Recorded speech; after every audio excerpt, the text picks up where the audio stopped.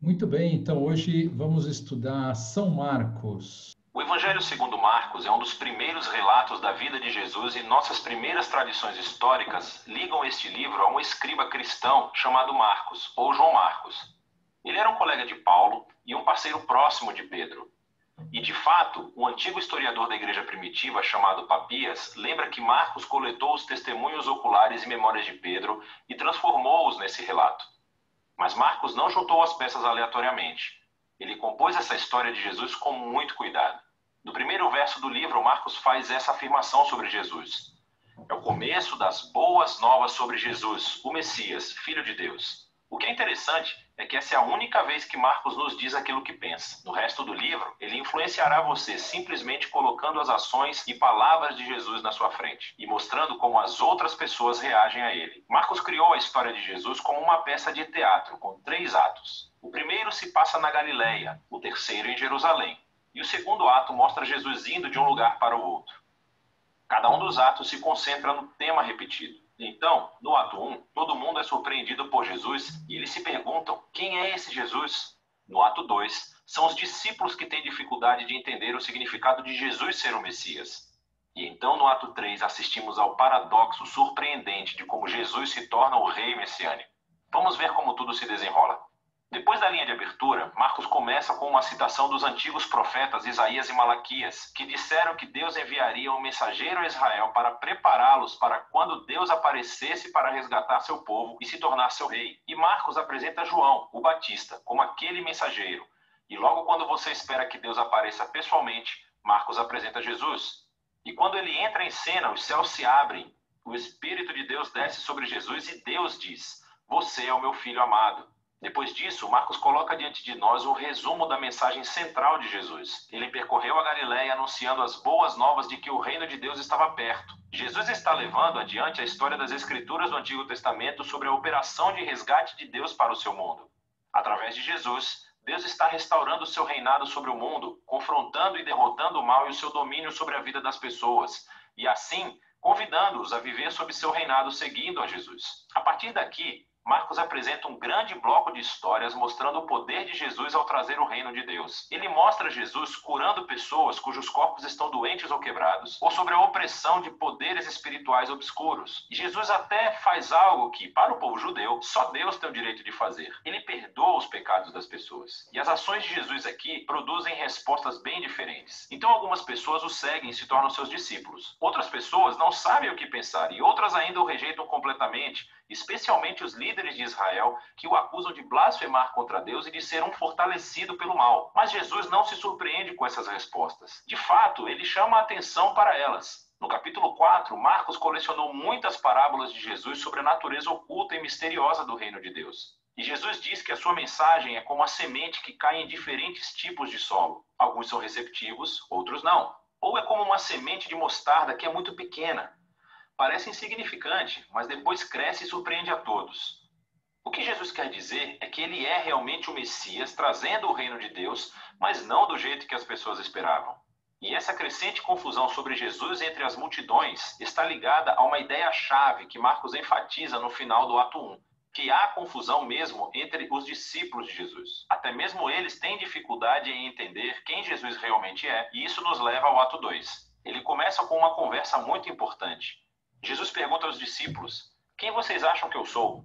E Pedro responde: você é o Messias. Mas fica claro que, para Pedro, isso significava que Jesus é um rei militar vitorioso da linhagem de Davi, que resgatará Israel dos romanos. Mas, para Jesus, ser o Messias significa que ele é o servo sofredor, rei de Isaías 53, que trará o governo de Deus, entregando a sua vida em Jerusalém.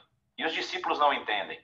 Eles acham que seguir o rei Jesus significa fama, status e importância, e Jesus deixa claro que segui-lo é como morrer, como carregar a sua própria cruz. Significa rejeitar a violência, o orgulho e o egoísmo, e dar a própria vida pelos outros em atos de serviço e amor. Ele repete a mesma conversa outras 2 vezes. E tudo isso culmina na declaração importante de Jesus de que o Filho do Homem não veio para ser servido, mas para se tornar um servo e dar a sua vida pelos outros. Ainda assim, os discípulos não entendem. Eles respondem com confusão e medo. E assim, aqui no ato 2, Marcos escreveu outra história importante que ecoa a introdução do livro. Jesus leva 3 dos seus discípulos até uma montanha e de repente se transforma. Ele está brilhando com luz e glória e uma nuvem o envolve. Agora, isso é como a glória do Deus de Israel que apareceu há muito tempo atrás no Monte Sinai. E então os 2 profetas que estavam na presença de Deus no Monte Sinai, Moisés e Elias, aparecem ao lado de Jesus enquanto Deus anuncia de novo: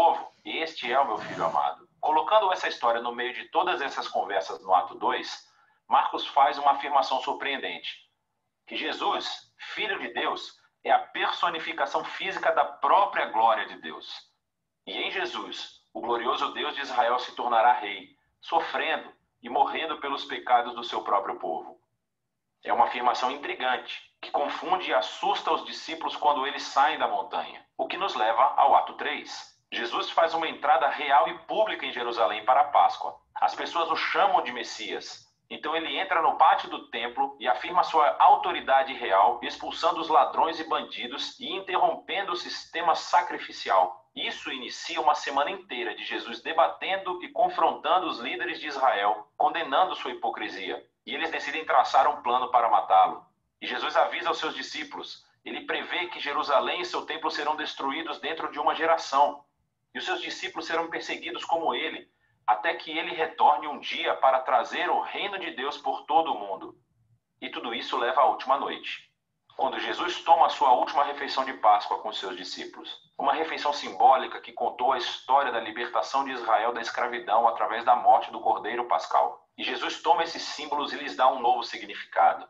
Eles apontam para a libertação do pecado e da morte que acontecerá através da morte do Messias sofredor. A partir daqui, a história avança para a prisão de Jesus, o seu julgamento perante os sacerdotes de Israel e o governador romano Pilatos, tudo isso resultando na crucificação de Jesus. E culmina em uma cena-chave, que reflete as cenas importantes dos atos 1 e 2. Exceto que dessa vez, não é uma nuvem que desce, mas sim as trevas. E em vez da voz divina do céu, é a voz de Jesus clamando antes de morrer. O mais surpreendente é que é um soldado romano que vê Jesus morrer, e ele entende e anuncia quem Jesus é.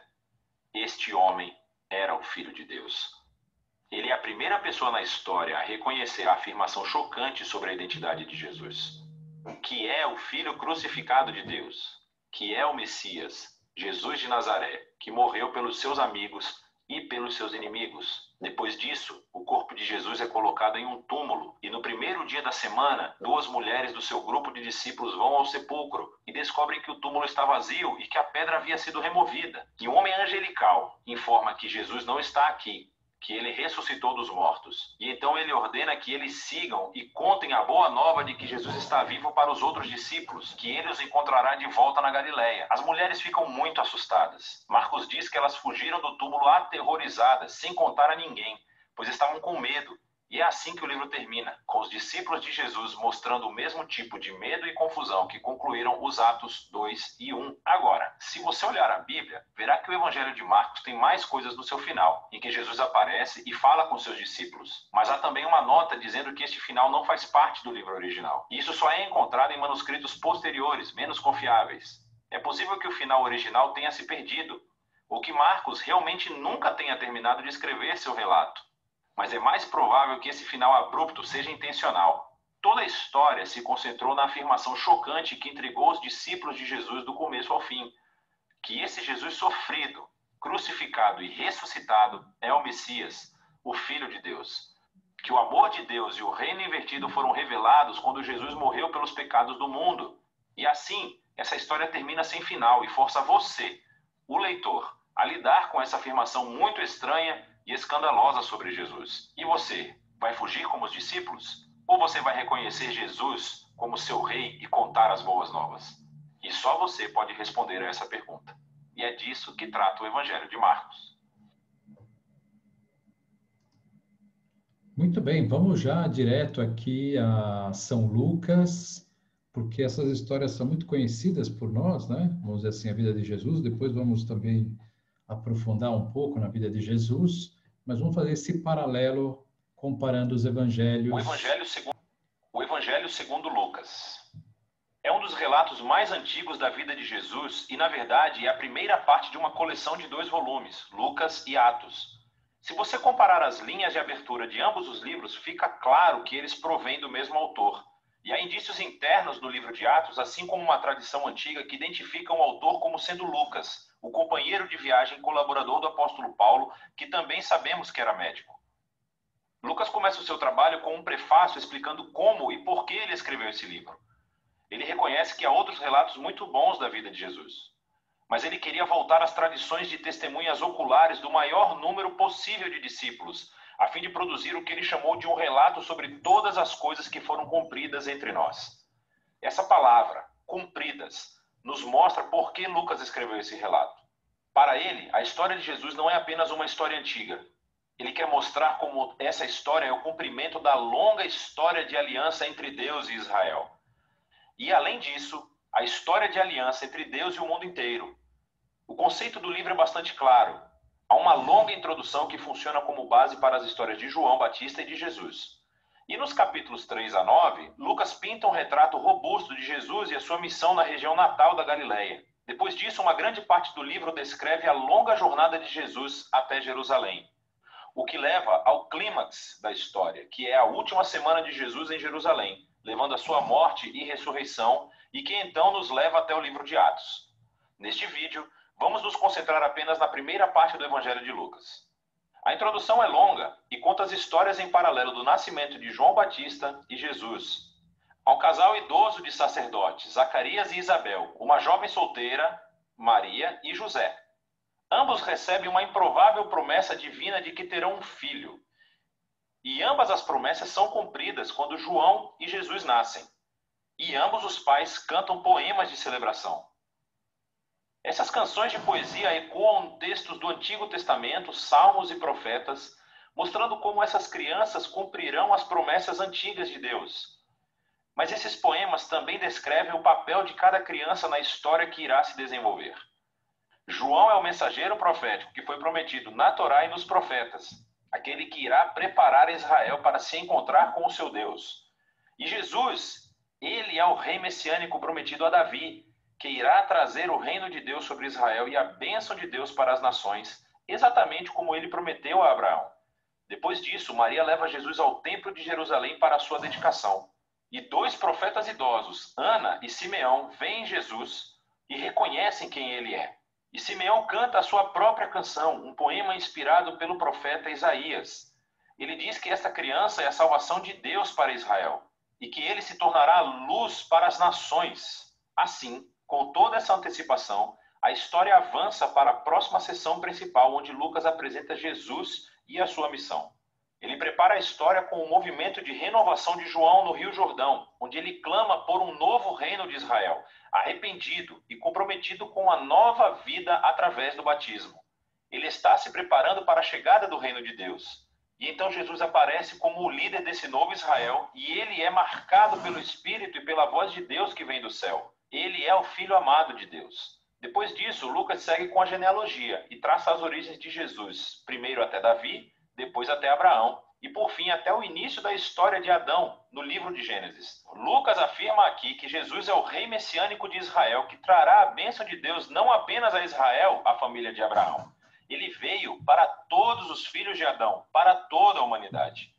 Depois disso, Lucas estrategicamente relata a história de Jesus seguindo rumo à sua cidade natal, Nazaré, onde ele inicia a sua missão pública.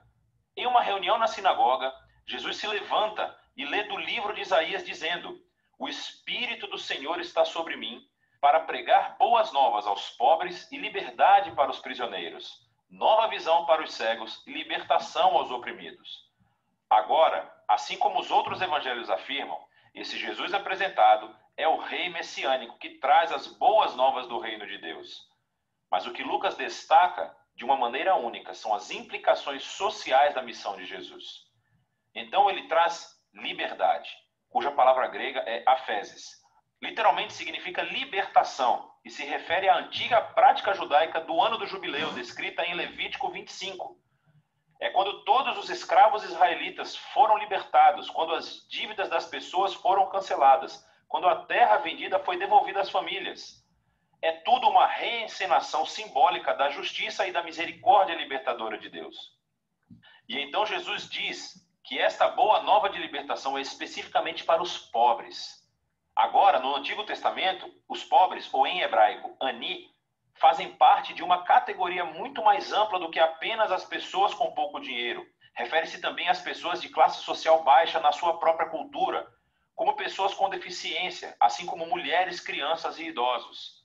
Também pode incluir pessoas forasteiras, como pessoas de outros grupos étnicos ou pessoas cujas más decisões de vida colocaram-nas fora de círculos religiosos aceitáveis. E Jesus diz que o reino de Deus é especialmente uma boa nova para essas pessoas. Então, depois disso, Lucas imediatamente coloca diante de nós um bloco grande de histórias, mostrando-nos como é a boa nova de Jesus para os pobres.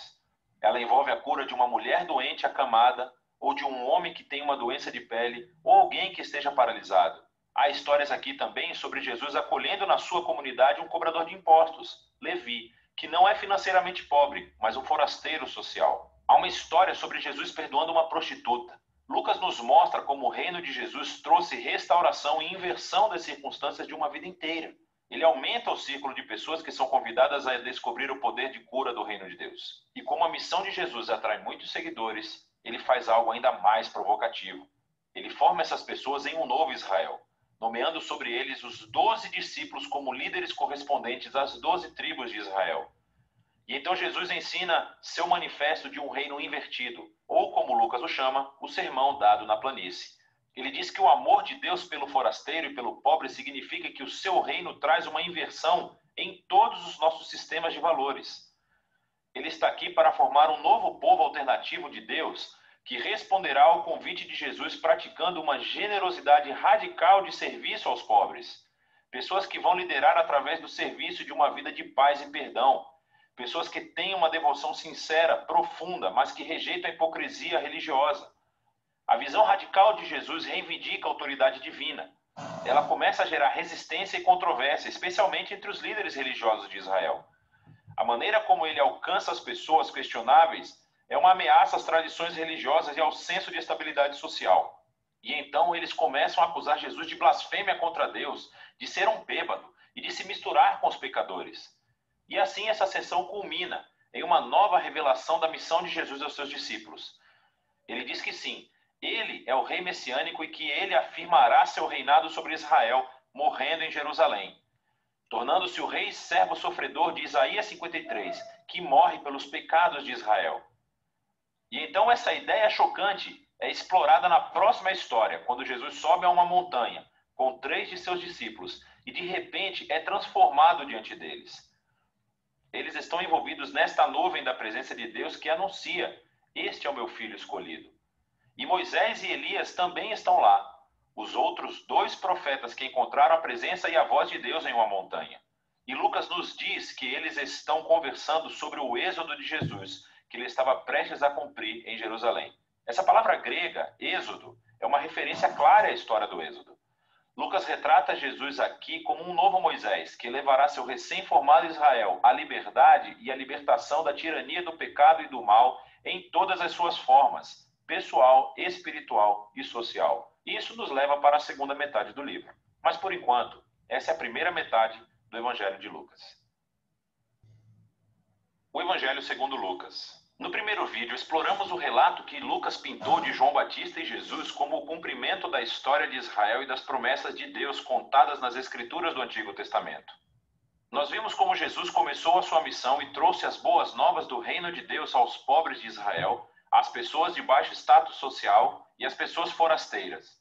E Jesus ensinou que o seu reino é um reino invertido. É uma inversão de todos os nossos valores sociais comuns. Essa sessão culminou com Lucas nos mostrando como Jesus era um novo Moisés, que estava prestes a trazer um novo êxodo através da sua morte em Jerusalém. E assim chegamos à parte central do livro, onde Jesus leva seu recém-formado Israel a uma jornada até Jerusalém. Essa parte do livro consiste principalmente do ensino de Jesus através de parábolas, que é dado na estrada para várias pessoas que ele encontra, principalmente aqueles que fazem parte do seu crescente grupo de discípulos. E dessa maneira, Lucas descreve o ato de seguir Jesus como sendo uma jornada. É algo que você faz à medida que aprende a caminhar na vida. Então, primeiro, Jesus convida os seus discípulos para fazer parte da sua missão, enviando um grupo para ir antes dele, anunciando o reino de Deus. Então, ser um discípulo, desde o início, significava participar da missão do reino de Jesus, tornando-a sua. E quando os discípulos de Jesus retornam, ele começa a ensiná-los sobre a oração, sobre confiar na providência de Deus. E, na verdade, são nesses capítulos de Lucas que Jesus fala mais sobre dinheiro, posses materiais e generosidade do que em qualquer outro lugar dos seus ensinamentos. Se seguir Jesus é verdadeiramente uma jornada de vida, deve produzir em nós essa mentalidade minimalista, criando uma liberdade de posses materiais e permitindo uma generosidade radical. Outro tema importante nesses capítulos é a missão contínua de Jesus aos pobres. Então, enquanto viaja, ele continua formando seu novo Israel e encontra todas essas pessoas que estão doentes ou cegas. Ele se encontra com samaritanos, que são inimigos do povo judeu, e notoriamente Zaqueu, um homem que é judeu, mas que lidera a cobrança de impostos para os romanos. Todos esses forasteiros sociais encontram Jesus e são transformados por esse encontro. E assim, eles se juntam à comunidade do reino, que Jesus descreve como uma grande festa de banquetes. Ele está aqui para buscar e salvar quem está perdido, e celebra quando as pessoas descobrem a misericórdia de Deus. Mas nem todo mundo na festa está feliz. Lucas inclui várias histórias de Jesus em banquetes com os líderes de Israel. E todos estes se transformam em debates quentes, nos quais Jesus confronta o orgulho e a hipocrisia dos líderes. E assim, esse contraste de banquetes é demonstrado de uma forma memorável na parábola de Jesus sobre o filho pródigo. Assim, um pai teve 2 filhos e um deles, sendo tolo, fugiu e desperdiçou sua herança. Mas ele acaba por voltar, arrependido. E seu pai o perdoa e faz uma grande festa para celebrar o seu filho que estava perdido, mas foi achado. Porém, o irmão mais velho, que nunca deixou o seu pai, está com raiva e se ressente da generosidade do seu pai para com esse filho indigno.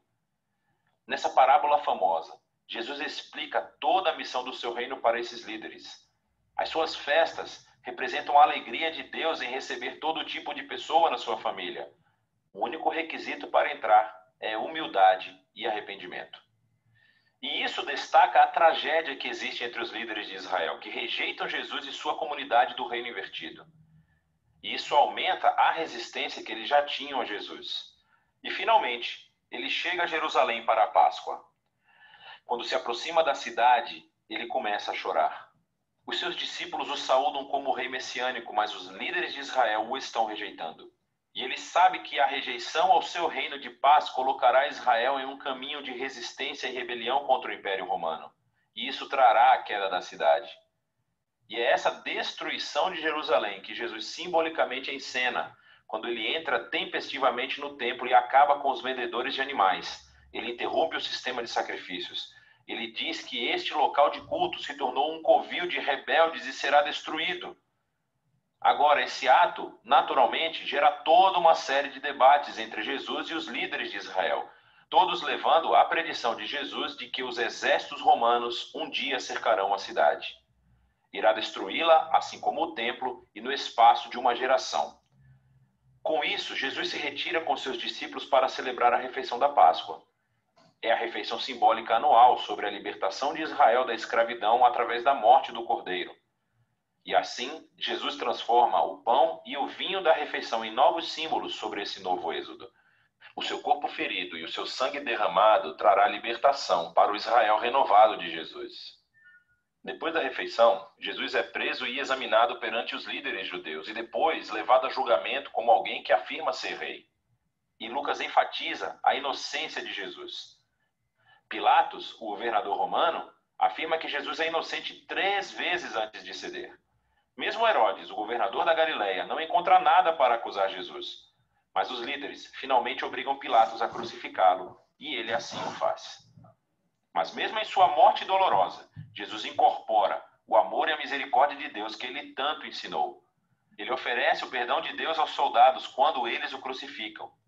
E quando um dos criminosos executados ao lado de Jesus percebe quem ele realmente é, ele diz: "Lembre-se de mim quando entrar no seu reino."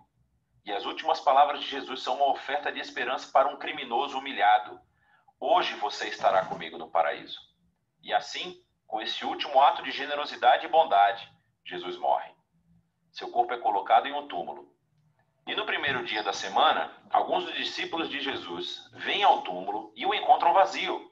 E há duas figuras angelicais dizendo que Jesus está vivo, que ele ressuscitou dos mortos. E eles vão embora surpreendidos. É bem aqui que Lucas conta uma de suas mais belas histórias. 2 dos discípulos de Jesus saem de Jerusalém para uma cidade chamada Emaús e estão de coração partido com a morte de Jesus. De repente, Jesus está lá, caminhando ao lado deles, mas eles não o reconhecem. Ele pergunta por que estão tristes.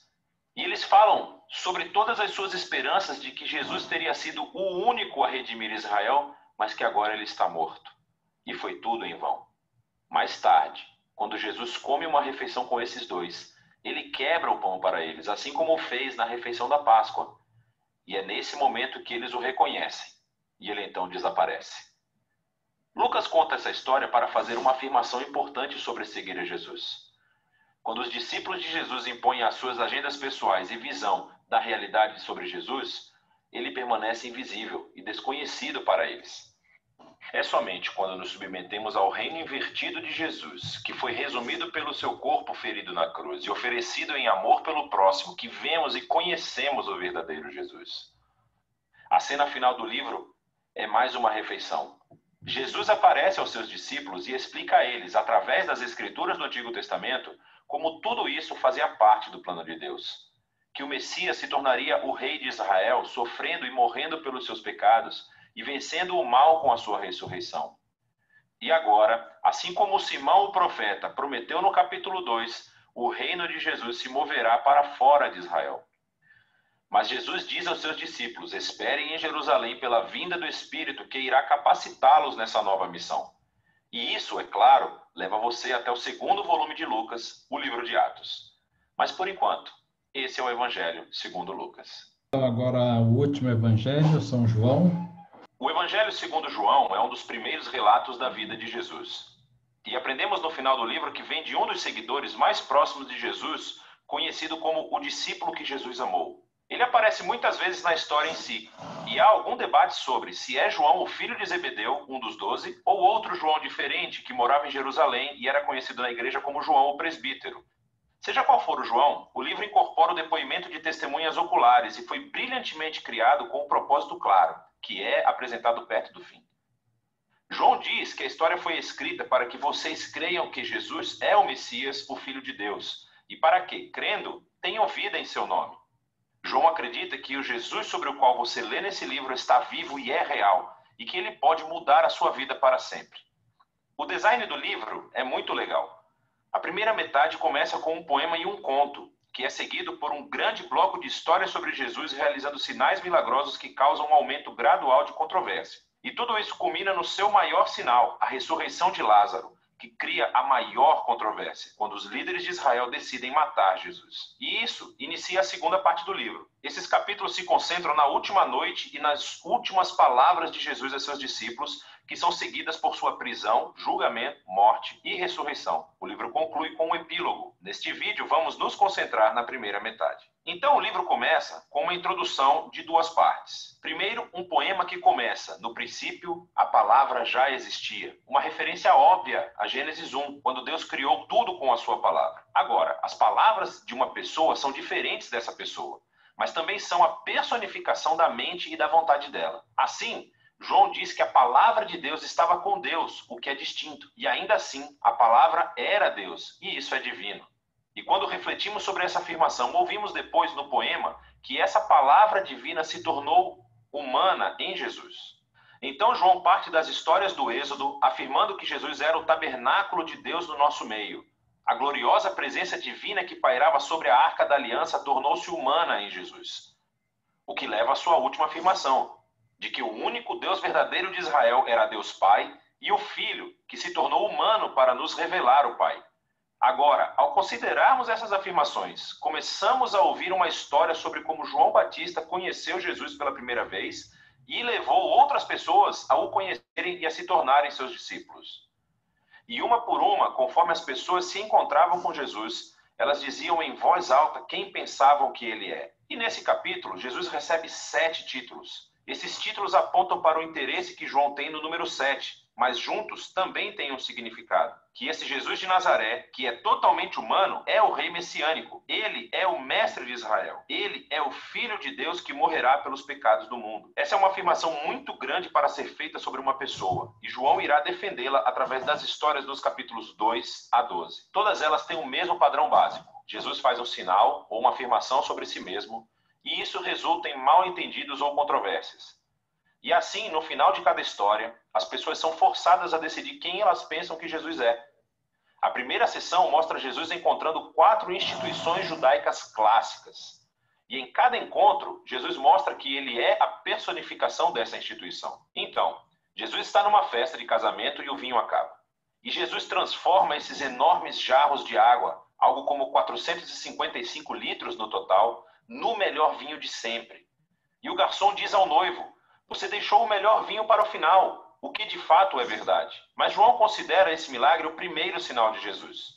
Em outras palavras, é um símbolo que revela algo sobre Jesus. Assim como Isaías disse que o reino messiânico seria como uma grande festa, com um ótimo vinho, este primeiro sinal milagroso revela a generosidade do reino de Jesus. Em seguida, Jesus vai ao Templo de Jerusalém, o lugar onde o céu e a terra deveriam se unir e Deus se encontraria com o seu povo. Jesus afirma sua autoridade sobre o templo, acabando com os vendedores e interrompendo as ofertas de sacrifício. E quando os líderes do templo o ameaçam, ele diz: "Destruam esse templo, e eu o erguerei novamente em 3 dias. Jesus afirma que sua morte sacrificial será o lugar onde o céu e a terra realmente se encontrarão. O seu corpo que será morto é a personificação do templo. Jesus, então, conversa a noite inteira com um rabino chamado Nicodemos, que pensa que Jesus é como ele, outro rabino e mestre de Israel. Mas Jesus diz que Israel precisa de muito mais do que apenas outro mestre com novas informações. Israel precisa de um novo coração e de uma nova vida. Ou, em suas palavras, ninguém pode experimentar o reino de Deus sem nascer de novo. Jesus acredita que os seres humanos estão presos a uma teia de egoísmo e pecado que levam à morte. Mas também sabe que Deus ama este mundo e é por isso que ele está aqui, para oferecer às pessoas um novo nascimento, uma nova chance de vida. A partir daqui, Jesus viaja para o norte e ele acaba em um poço sagrado conversando com uma samaritana, isto é, uma mulher não judia. E eles começam a falar sobre a água que Jesus transforma em uma metáfora para si mesmo. Ele diz que ele está aqui para trazer água que pode se tornar em uma fonte de vida eterna. Agora, em João, esse termo se refere a uma nova qualidade de vida, que é infundida com o amor eterno de Deus. E é uma vida que pode começar agora e perdurar no futuro. Depois disso, João criou outra coleção de histórias que ocorreram durante 4 dias de banquetes sagrados judaicos. E, novamente, Jesus usa as imagens relacionadas ao banquete para fazer afirmações sobre si mesmo. Primeiro, Jesus cura um paralítico no sábado, o que gera uma controvérsia com os líderes judeus sobre trabalhar no dia de descanso. E Jesus diz que é o seu pai quem está trabalhando no sábado, por isso ele também está. E eles entendem o seu significado, pois ele estava chamando Deus de seu pai, igualando-se a Deus, e assim eles decidem que querem matá-lo. A próxima história acontece durante a Páscoa, a festa que recontou a história do Êxodo com essa refeição simbólica do cordeiro, do pão e do vinho. E Jesus, milagrosamente, fornece comida para uma multidão de milhares de pessoas, o que resulta em pessoas pedindo mais pão. Então Jesus prossegue afirmando que ele é o verdadeiro pão, e quem procurar satisfação nele, descobrirá a vida eterna. Isso ofende muitas pessoas que deixam de segui-lo. Depois disso, vem um bloco de histórias que acontecem em Jerusalém, durante a festa dos tabernáculos, que recontam histórias das peregrinações de Israel no deserto, quando Deus os guiou com uma coluna de nuvem e depois fogo, e lhes deu água no deserto. E Jesus se levanta no pátio do templo e grita: "Se alguém tem sede, venha a mim e beba." E mais tarde ele diz: "Eu sou a luz do mundo." Ele está afirmando ser a presença iluminadora de Deus e o presente de salvação de Deus para o seu povo. Algumas pessoas acreditam e o seguem, mas outras se ofendem, e outras ainda tentam matá-lo por essas afirmações exaltadas. A história final da festa é durante o Hanukkah, a festa da dedicação. É sobre como Judas Macabeu limpou o templo dos ídolos e o tornou sagrado mais uma vez. E Jesus entra na área do templo e diz que ele é aquele quem Deus tornou santo, e que ele é o verdadeiro templo onde a presença de Deus habita. E ele também diz: "Eu e o Pai somos um." Isso deixa os líderes de Jerusalém furiosos. Eles criam um plano para matar Jesus e então ele se retira da cidade. Enfim, todos esses conflitos culminam em um último sinal milagroso. Jesus descobre que seu querido amigo Lázaro está doente, mas a sua família mora perto de Jerusalém, que agora é uma armadilha mortal para Jesus. Jesus poderia ficar longe e salvar a sua própria vida, mas ele ama Lázaro. Então, quando ele ouve que Lázaro morreu, ele segue viagem para levantá-lo dos mortos. E ele o chama para a vida fora do túmulo, sabendo que isso lhe custará a sua própria vida. E a notícia desse sinal incrível se espalha rapidamente, é claro. Assim como Jesus sabia que aconteceria, os líderes de Jerusalém descobrem o que aconteceu e começam a conspirar para matá-lo. Então ele vai para Jerusalém como o rei de Israel que foi rejeitado pelos seus líderes. A primeira metade de João chega ao fim com a história sobre como Jesus sacrificou sua vida com um ato de amor pelo seu amigo. E isso, claro, também é um sinal que resultará na crucificação que será explorada com mais detalhes no próximo vídeo. Mas por enquanto, essa é a primeira metade do Evangelho de João.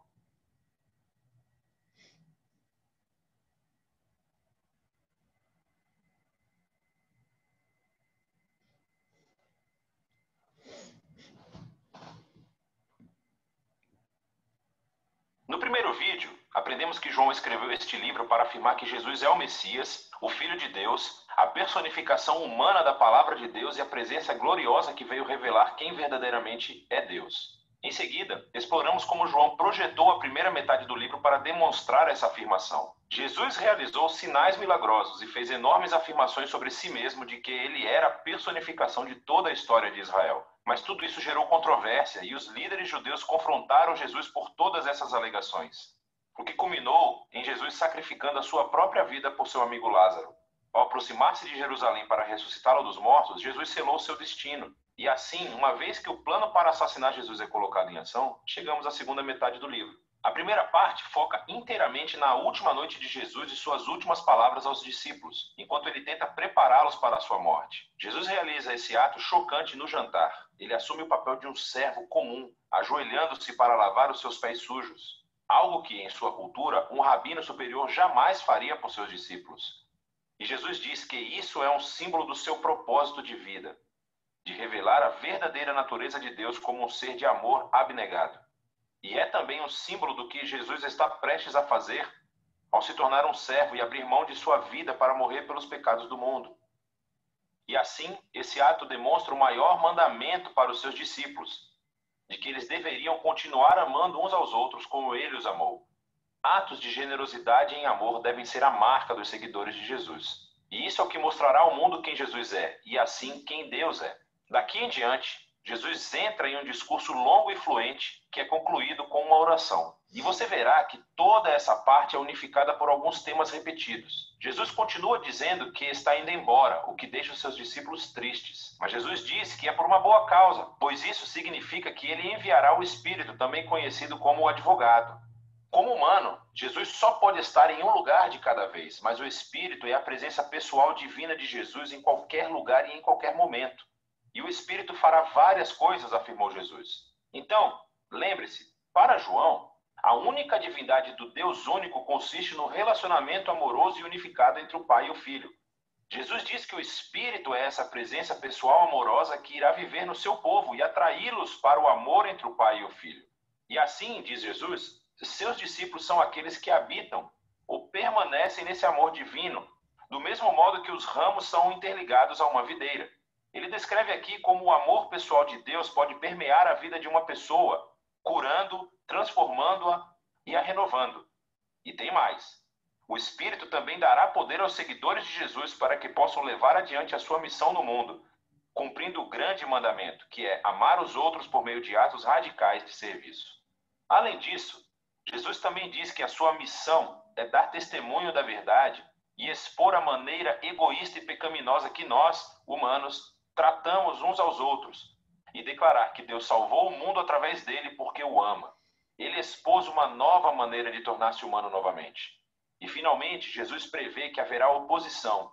Assim como os líderes judeus o rejeitaram, os seus seguidores também serão perseguidos. Mas ele diz a eles para não terem medo, pois ele já conquistou ou venceu o mundo. O que Jesus quer dizer aqui com vitória? Ele não deixa claro. Mas isso nos leva à seção final do livro em que João nos mostra como é essa vitória, no estilo de Jesus. Os líderes judeus mandam soldados ir atrás de Jesus e de seus discípulos para prendê-lo.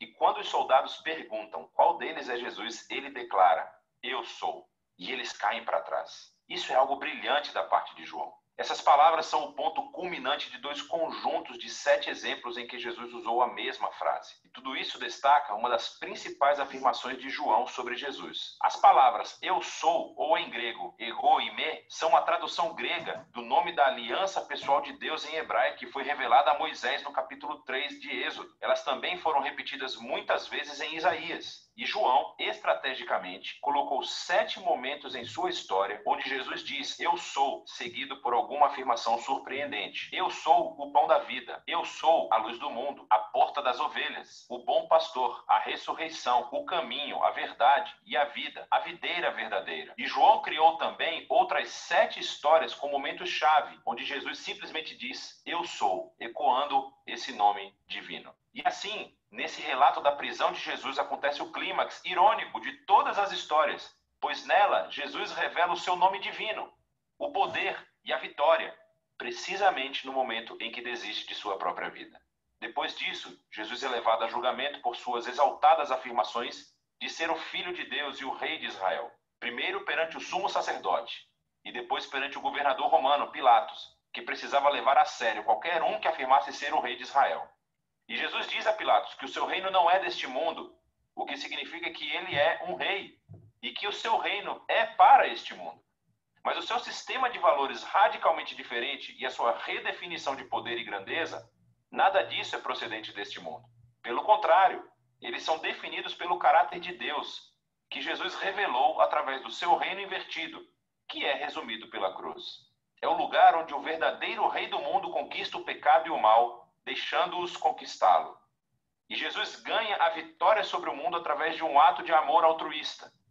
Depois disso, o corpo de Jesus é colocado em um túmulo que é então selado. E no primeiro dia da semana, Maria e depois outros discípulos descobrem que, estranhamente, o túmulo está aberto e vazio. E de repente Maria encontra Jesus. Ele está vivo dentre os mortos. Agora a ressurreição de Jesus se conecta a outro padrão de setes no Evangelho de João.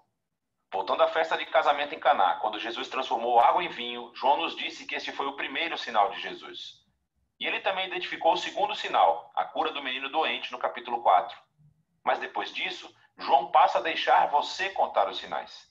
E se você contar, vai notar que o sexto sinal foi a ressurreição de Lázaro do túmulo que Jesus realizou custando a sua própria vida. Esses e todos os outros sinais apontam para este sétimo e grandioso sinal no ponto culminante da história, a ressurreição de Jesus dos mortos. Ele confirma a afirmação de que Jesus é o Filho de Deus, o autor de toda a vida cujo amor conquistou a própria morte. Depois do sepulcro vazio, Jesus se encontra com todos os discípulos, envia o Espírito Santo como tinha prometido e os comanda, através do Espírito, a continuar sua missão do Pai entre eles. Depois disso, o livro conclui com um epílogo que explora a missão contínua dos discípulos de Jesus no mundo. Então, alguns deles estão pescando e não pegam nada. Jesus aparece na praia e, embora eles não o reconheçam, ele diz a eles para jogarem as suas redes do outro lado do barco. Quando eles obedecem, uma enorme quantidade de peixes é fisgada e só então eles o reconhecem como Jesus. João está oferecendo aqui uma imagem do discipulado de Jesus. Seus seguidores serão mais eficazes no mundo quando o foco não estiver no seu próprio trabalho, mas simplesmente em ouvir a voz de Jesus e obedecê-lo quando ele fala. É quando eles vão realmente vê-lo trabalhar em suas vidas. Depois disso, Jesus fala com Pedro e o coloca como um líder único no movimento de Jesus, indicando que um dia ele também irá entregar a sua vida. Mas em contraste com Pedro, os últimos momentos da história se concentram no autor deste evangelho, o discípulo a quem Jesus amava. E ao contrário de Pedro, o seu trabalho não foi liderar o movimento de Jesus, mas sim passar a sua longa vida testemunhando sobre Jesus para que outros possam acreditar nele. E isso é exatamente o que ele fez aqui, ao escrever essa incrível história sobre Jesus, o Messias, o Filho de Deus. E é disso que trata o Evangelho de João.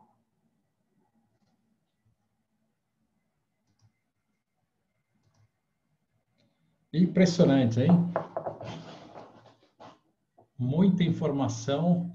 Muita informação. Muita informação, a cabeça agora está em Nossa, ebulição. Eu não. tá. Que coisa, Muito mas bom. muito Um resumo, interessante, né? Muito interessante é um de toda forma. resumo de estudo, num resumo rápido, né? Sim, exatamente, né? Colocando uma estrutura, né? Eles são Nunca, muito bons. nunca tinha pensado, por exemplo, acabei de agora vendo, né? Nunca tinha pensado por que que o Elias estava junto com Moisés na transfiguração de Jesus. E aí, de fato, é porque o Moisés viu a Deus no alto da montanha e Elias também viu a Deus no mesmo monte, né? Que é o Monte Horebe. Só que aí eles estão em outro monte, que é o Monte Tabor. Mas, enfim, esse paralelo nunca tinha pensado, né? Esses aí, que mais coisas? Eu também não conhecia esse termo reino invertido. Isso, eles Isso é exploram muito interessante. isso, né? Isso eu também nunca tinha visto, né, falar, né, que ele vem para reinar, mas é um reino às avessas, né? Então, até o desenho que eles colocam no final é uma cidade posta de cabeça para baixo, né? No final ele aparece de São João, né? Ele não veio servir, ele veio, É, aliás, ele não é para ser servido, ele veio servir, veio né? servir, né? Ele veio servir. Muito E de interessante. fato que é por um lado, a grande surpresa dos fariseus, dos doutores da lei, o fato deles dizer Deus, né? E com relação aos discípulos, o fato dele reinar através da cruz, né? Então, escândalo, né? Como assim vai reinar morrendo, né? Reinar servindo, reinar. Era tudo a ideia contrária, até hoje, né? De reino. O reino é poder, o reino é dominar, o reino não é? Então, e os outros reis de Israel fizeram isso, né? Então, eles reinavam, não de uma maneira algumas vezes ruim, mas isso, né? Através do seu mando, através enfim, da sua autoridade, né? Mas aí é o reino do amor, né? O reino do amor, é o reino da abnegação, do serviço, não é? O Evangelho de São João, na minha opinião, é o mais bonito. Ele é precioso, precioso. Realmente, assim, Muito profundo. não dá nem para entender como é que ele começa, do jeito que ele começa. No princípio era o verbo estava em Deus e o verbo era Deus. Nossa, por isso Começa com que a palavra, né? A a palavra. palavra, por isso que o símbolo que nós atribuímos a São João é de águia, águia, porque ele começa o evangelho lá em cima, né? Lá na- nas As alturas, né? alturas. Nas alturas. Então é a águia, né?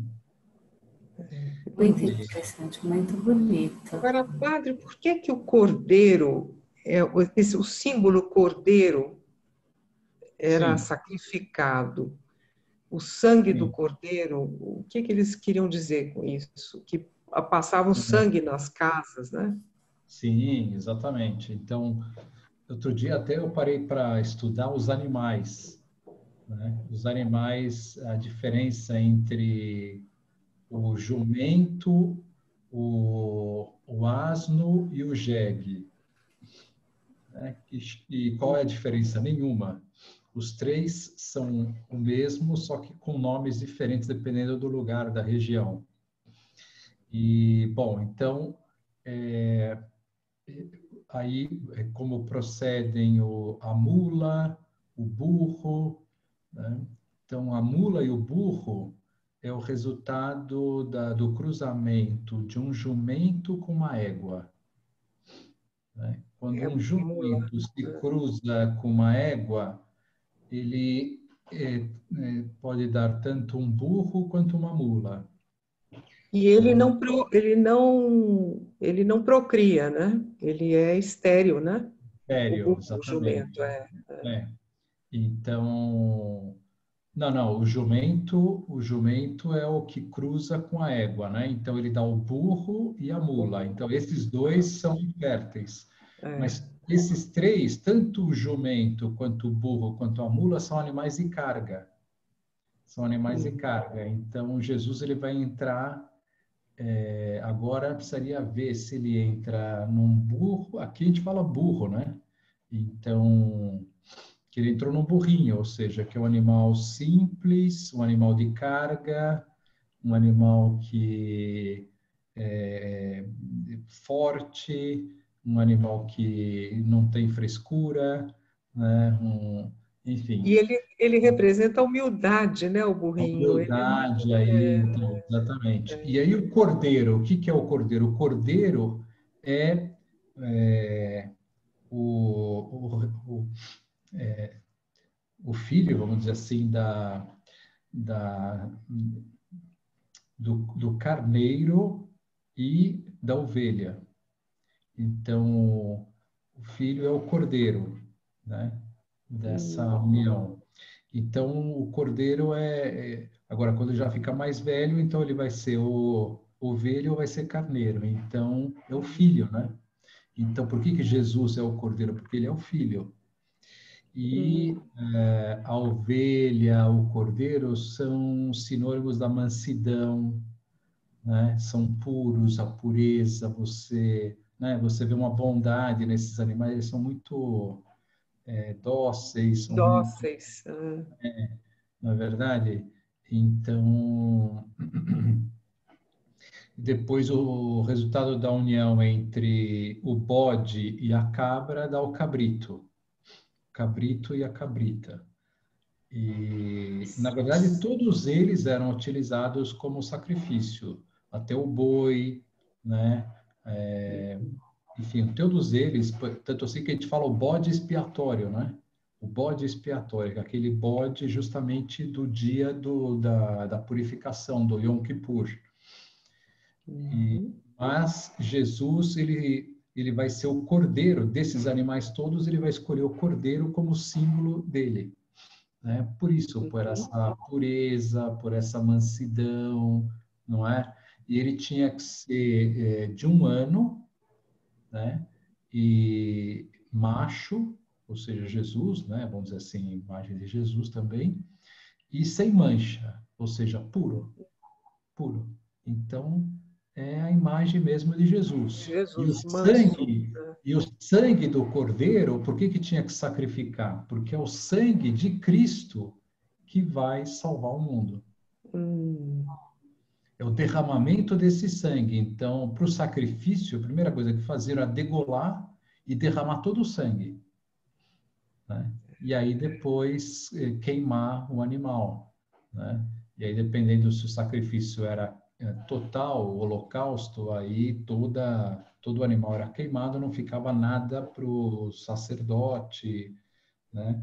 Quando eram sacrifícios que não eram holocaustos, ficava a pele para o sacerdote, ficava o mesmo a carne, ficava para alimento, né? Enfim.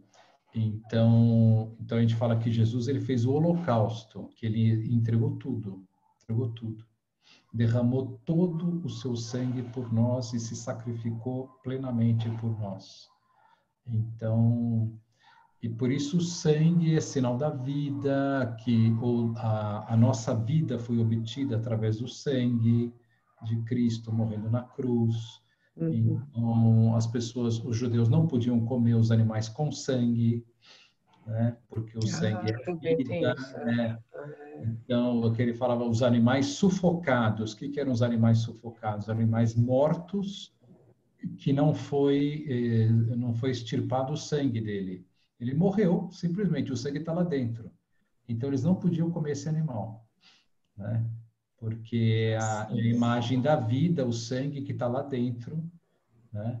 E então, Jesus, que é a vida, né? Que ele vai dar o seu sangue para a nossa vida. Tudo Né? simbolismo, né? Simbologia, exatamente, né? Simbologia, né? Mas é interessante. Desse cordeiro que vai... Eis o Cordeiro de Deus que tira o pecado do mundo, né? Eis o Cordeiro de Deus. Cordeiro é Cristo. O Cordeiro é Cristo. Muito bom.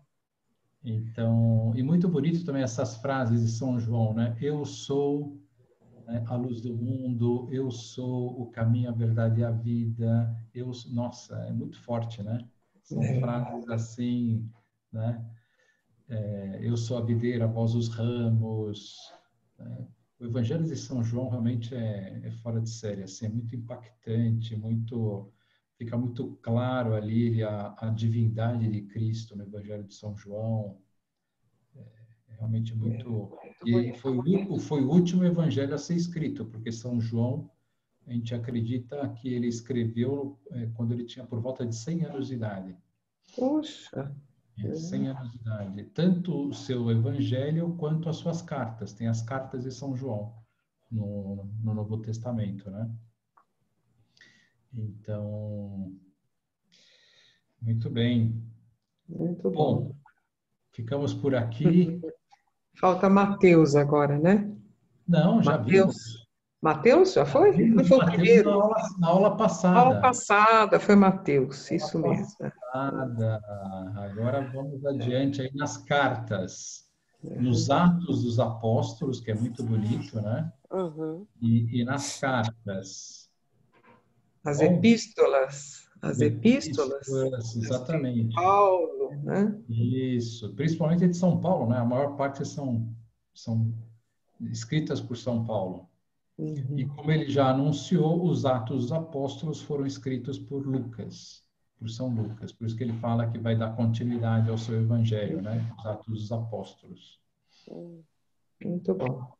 Tá bom? Então, tá ótimo, padre. Obrigada, boa Tá, tarde. obrigada, hein, padre? Obrigada. Bom descanso. Bom descanso. Bom descanso. Obrigada, viu? Obrigada. Tchau, obrigada, Tchau, tchau. padre. Boa noite.